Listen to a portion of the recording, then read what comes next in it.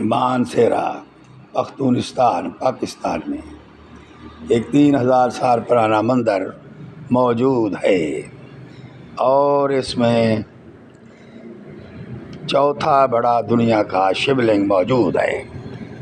दर्शन लाल मानसेरे के इस गाँव चिट्टी गट्टी वाक़े शिव मंदिर की 25 साल से निगरानी करते आ रहे हैं। दर्शन लाल ने बताया कि एक पेशावर और दूसरी हज़ारा यूनिवर्सिटी के महक़क़ीन ने तहक़ीक़ात के मकाले लिखे हैं जो कि 19 सदी में लिखे गए और उन्होंने बताया है, तहक़ीक़ की है कि ये मंदिर 3000 साल पुराना है और इसमें शिवलिंग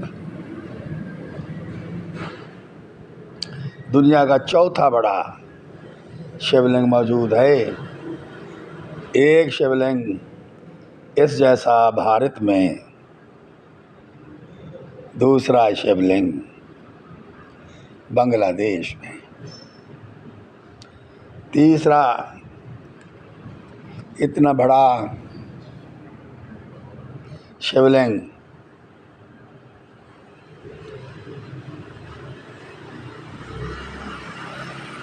नेपाल में और चौथा पाकिस्तान में।